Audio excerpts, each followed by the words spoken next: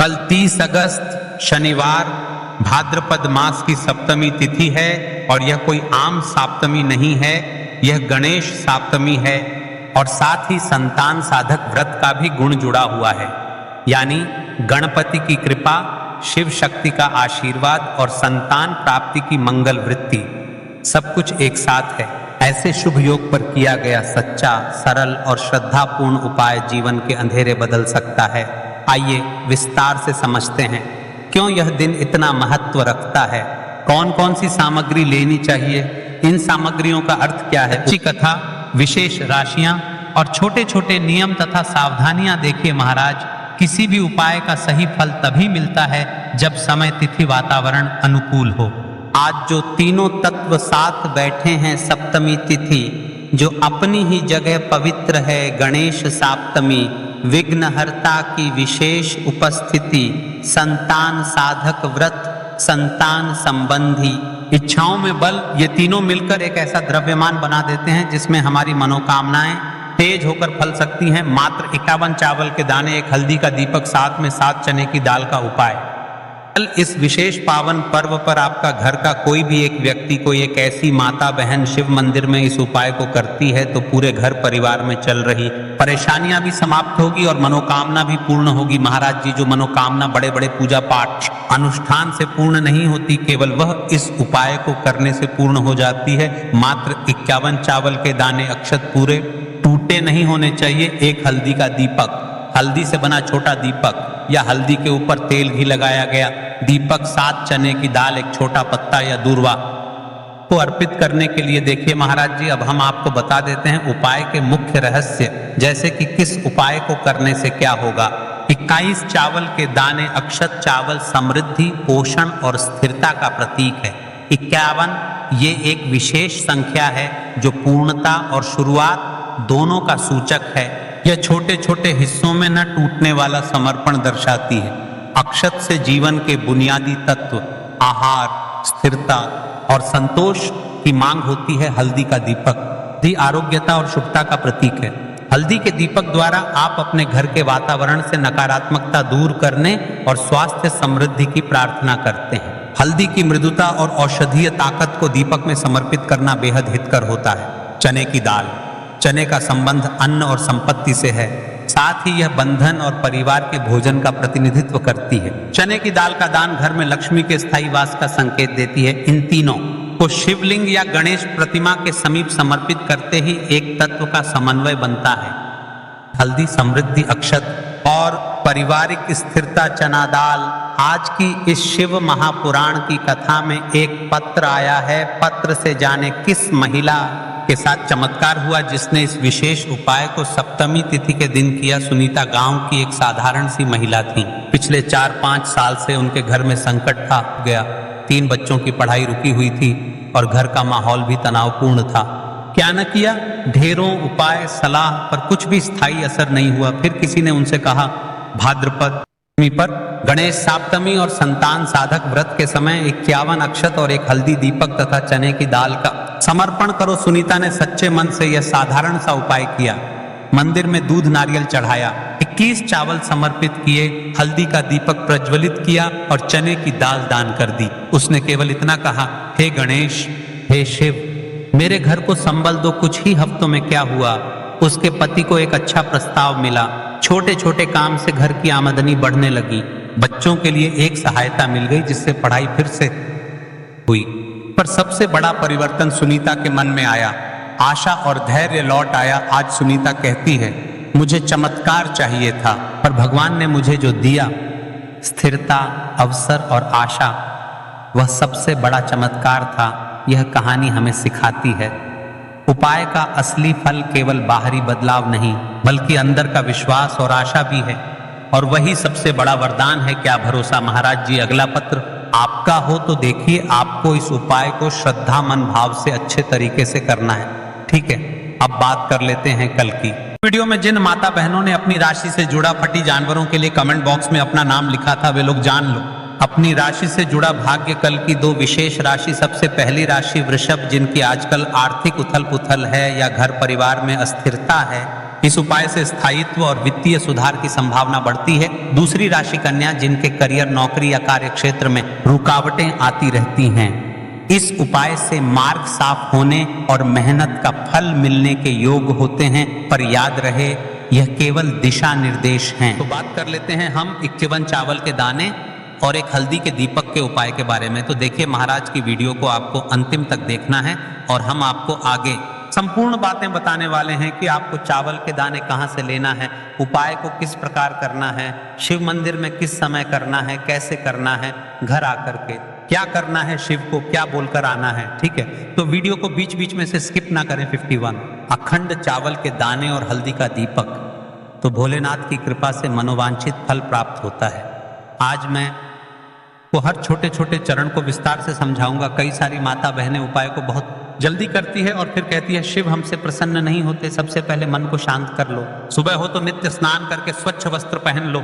यदि प्रदोष काल में कर रहे हो तो भी साफ सुथरे कपड़े पहनो। मन में सच्ची श्रद्धा और विश्वास हो, यही सबसे बड़ा साधन है। आत्मा में अहंकार या जलन न रखो। उपाय केवल शिव मंदिर में किया जाना अनिवार्य है, घर में नहीं। मंदिर में ही करना है। 51 अखंड चावल के दाने, एक एक दाना पूरा फटा हो। बाजार का ले सकते हो या घर की रसोई के दाने भी चलेगा। हल्दी का दीपक, जो कि गेहूं के आटे से दीपक बनाएं और उसमें हल्दी पीसी अच्छी मात्रा में मिलाएं। नमक बिल्कुल न डालना है। दीपक में रुई की बत्ती लंबी और तेल भरें। तेल के लिए तिल का तेल आदर्श है, पर आप तिल सरसों साधारण दीप तेल में से कुछ चुन सकते हो। कम से कम इतना तेल डालने कि दीपक स्थिर जलता रहे। हमें इस उपाय को यदि सुबह के समय कर रहे हैं तो आपको 1 लोटा शुद्ध जल शिवलिंग पर जलाभिषेक के लिए लेकर के जाना है। यदि आप इस उपाय को साथ में कोई अन्य सामग्री भी लेकर के जाना चाहते हैं तो आप वह भी लेकर के जा सकते हैं। ठीक है, जैसे कि फूल, कुछ ताजा पुष्प, 1-2 पुष्प मंदिर के लिए और एक पुष्प घर ले जाकर रखने के लिए। यदि आप इस उपाय को करने के पश्चात शिव जी की शिवलिंग पर पुष्प समर्पित करना चाहते हैं, अष्टगंध समर्पित करना चाहते हैं, बेलपत्र, तो आप ये अन्य सामग्री भी समर्पित कर सकते हैं। लेकिन हमें सबसे पहले उपाय करना है। उसके पश्चात अब देखिए, महाराज जी आपको एकदम शुद्ध अच्छे से अखंड एक छोटी सी पोटरी कागज है, जिनमें 51 चावल के दाने बांध कर रख लीजिए। एक छोटा बर्तन दीपक रखने के लिए, ताकि तेल टपकने से समस्या ना हो। अब देखिए महाराज जी, हम इस उपाय को कर रहे हैं तो हमें इस उपाय को करते समय कुछ सावधानियां भी भारत नहीं है।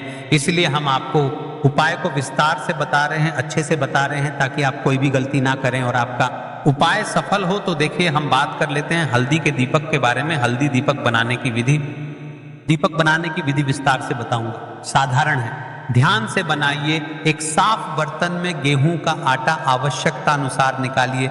छोटी सी लोई के बराबर आटा ले लीजिए। इसमें 1 चुटकी हल्दी पाउडर अच्छी मात्रा में मिला लीजिए। हल्दी रंग दीपक को शुभ बनाती है। नमक बिल्कुल न डालें। पानी बहुत कम डालकर मिश्रण को गूंथा जाए ताकि एक नरम लोई बन जाए। बहुत सख्त नहीं और बहुत नरम भी नहीं। अब उस लोई की छोटी छोटी लोई लेकर बीच में गड्ढा बना दीजिए। दीपक का आकार कटोरी जैसा होगा ताकि बत्ती आ सके। दीपक में रुई की बत्ती रखें। रुई को बीच से थोड़ी लंबी रखें ताकि बत्ती दीपक से ऊपर रहे। अंत में दीपक में तेल भरें। ध्यान रहे कि तेल बत्ती के आसपास पर्याप्त रहे। अब दीपक प्रज्वलित करने के लिए तैयार है। दीपक पूरी तरह सूखा न हो, नर्म आटा आवश्यक। दीपक को जलाकर परीक्षण कर लें ताकि मंदिर में जलाते वक्त समस्या न हो। अब हमारा दीपक बंद करके तैयार हो गया है। अब बात कर लेते हैं इस मुख्य उपाय के बारे में। 51 चावल के दाने, तो देखिए महाराज जी, आपको चावल के दाने कहाँ से लेना है, कैसे लेना है, इन बातों का आपको ध्यान रखना है। तो देखिए, बहुत से लोग पूछते हैं क्या घर का चावल चलेगा या बाजार का, किस तरह का चावल लेना चाहिए। मैं स्पष्ट कहता हूं, घर का सामान्य चावल या बाजार का कोई भी पूरा दाना चलेगा, पर एक शर्त, 51 दाने अखंड व पूरा होना चाहिए। दाने फटे हुए न हो। 51 दानों को आप एक साफ सुथरे डिब्बे या कागज की पुड़िया में रखकर मंदिर ले जाइए। मंदिर तक जाते समय पुड़िया खुले न हो और दानों पर विश्वास और श्रद्धा बनी रहे। अब देखिए, हमारे चावल के दाने भी तैयार हो गए और हमारा दीपक भी। अब बात कर लेते हैं कि इस उपाय को करने का सबसे उत्तम समय कौन सा है। मैंने किस समय हमें इस उपाय को करना है, प्रदोष काल का समय या सुबह का समय। देखिए महाराज जी, जैसा कई भक्त पूछते हैं कब किया जाए, मैं 2 विशेष समय बताता हूं। सुबह का समय उत्तम प्रातः 7 बजे से 10 बजे तक। इससे दिन का मंगलप्रद आरंभ होता है। यदि सुबह 7 बजे तक जाना संभव नहीं तो 12 बजे से पहले भी कर सकते हैं। अब बात कर लेते हैं महाराज जी प्रदोष काल के समय की। कई सारी मात्रा बहाने सुबह के समय नहीं है, तो सबसे उत्तम समय प्रदोष काल का समय भी है, जो शिव जी को अत्यंत प्रिय है। प्रदोष काल सायंकाल 5 बजे से 6 बजे के बीच ये समय बहुत ही पुण्यकारी माना जाता है। यदि आवश्यकता हो तो 7 बजे तक भी किया जा सकता है। आप जिस भी समय जाओगे ठीक ठाक उसी समय श्रद्धा भाव से करिए। देखिए महाराज जी, अब हमारी इस उपाय की सामग्री भी तैयार हो गई है और हमने आपको समय भी बता दिया है। तो देखिए, एक मुख्य बात, यदि आप को सुबह के समय कर रहे हैं तो महाराज जी सुबह के समय तो शिव जी की शिवलिंग पर सबसे पहले 1 लोटा जल चढ़ेगा, फिर उसके पश्चात आपको इस उपाय को करना है। और यदि प्रदोष काल के समय कर रहे हैं तो आपको एक साधारण दीपक प्रज्वलित करना है, फिर उसके पश्चात आपको उपाय करना है। ठीक है। और हाँ, एक विशेष और मुख्य बात कही, सारी मेरी अन्य माताएं बहनें रहती हैं जो शिव मंदिर जाते से ही दूसरी अन्य माता बहनों से सामग्री मांगने लगते हैं। जैसे कि जी आज आपने एक बेलपत्र लाए हो तो मुझे, जी आपके पास तो बहुत सारे फूल दिख रहे हैं, एक फूल दे दो मुझे। आपको शिव मंदिर में जाकर के इस प्रकार से नहीं करना है।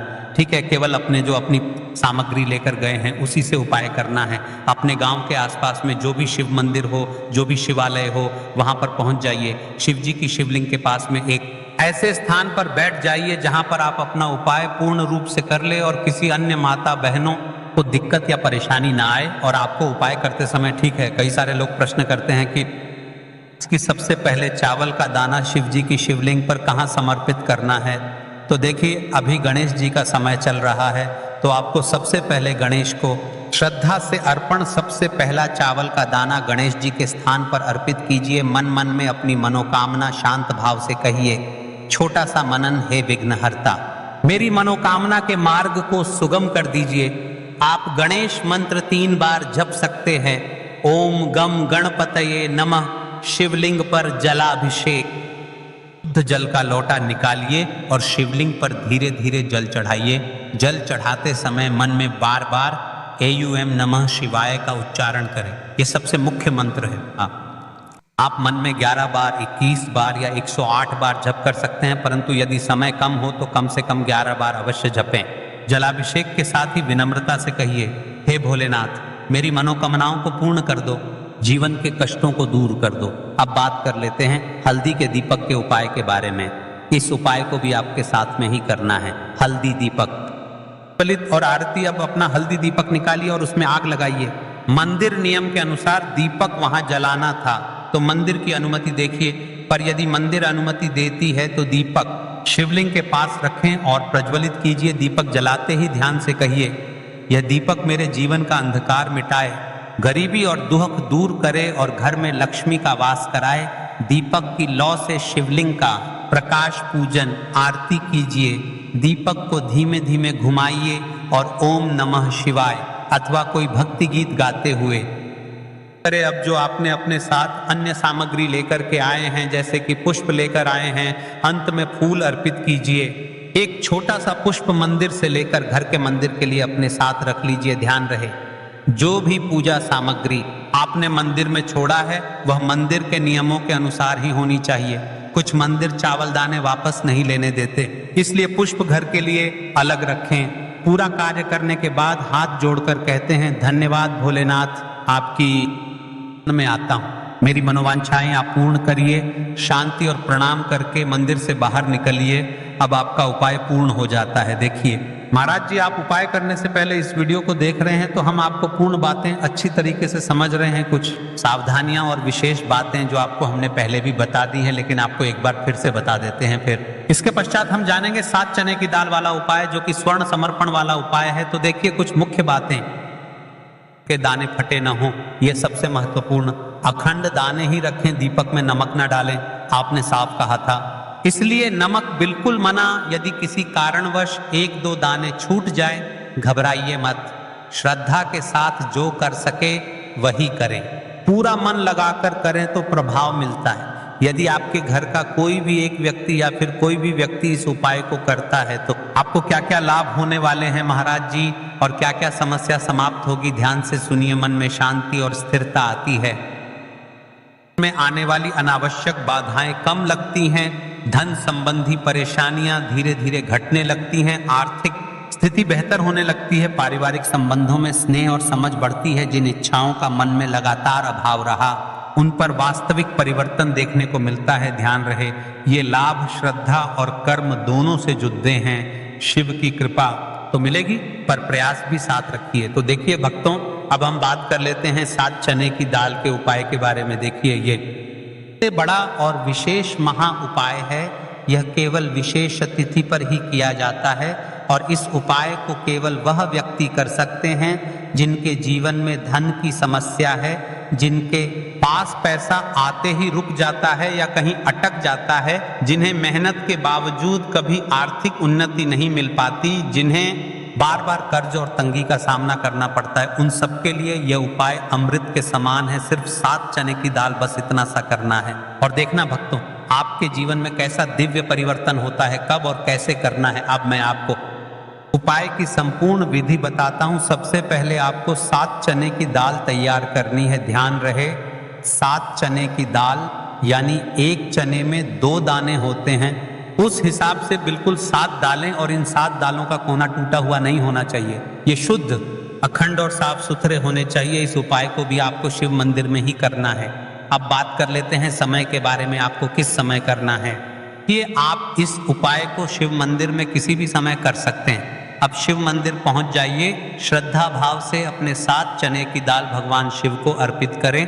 याद रखें, यह उपाय केवल तभी सफल होगा जब आप इसे शुद्ध मन और पूर्ण विश्वास से करेंगे। दाल चढ़ाते समय अपने हृदय की व्यथा भगवान शिव को सुनाएं, उनसे कहें, हे भोलेनाथ, हमारे जीवन से दरिद्रता का नाश कीजिए, हमारी मनोकामना पूरी कीजिए, धन का प्रवाह हमारे जीवन में बना रहे। आपका जो ये वाला उपाय है अब यहाँ पर समाप्त हो जाता है। अब शिव जी को आप प्रसन्न कर लेते हो और साथ में गणेश जी को भी प्रसन्न कर लेते हैं। अब घर आकर के आपको छोटा सा कार्य अवश्य करना है। अब भक्तों, केवल मंदिर जाकर उपाय करना पर्याप्त नहीं है, घर लौटकर आपको एक छोटा सा कार्य भी करना होगा। घर में जो भी आपका शिवलिंग है, पिंडी है, या फिर यदि शिवलिंग नहीं है तो आपका छोटा सा मंदिर है, वहां पर जाकर भी आपको जल चढ़ाना है और भगवान को प्रणाम करना है। साथ ही घर के मुख्य द्वार पर एक दीपक प्रज्वलित करना है। यही दीपक आपके घर की लक्ष्मी को स्थिर करता है और को बाहर निकाल देता है। आऊं त्र्यंबकम यजामहे सुगंधिम पुष्टिवर्धनम उर्वारुकमिव बंधनान मृत्योर्मुक्षीयमामृतात्। यदि भक्तों आपको यह हमारा उपाय अच्छा लगा हो तो चैनल को सब्सक्राइब करें और वीडियो को लाइक अवश्य करें।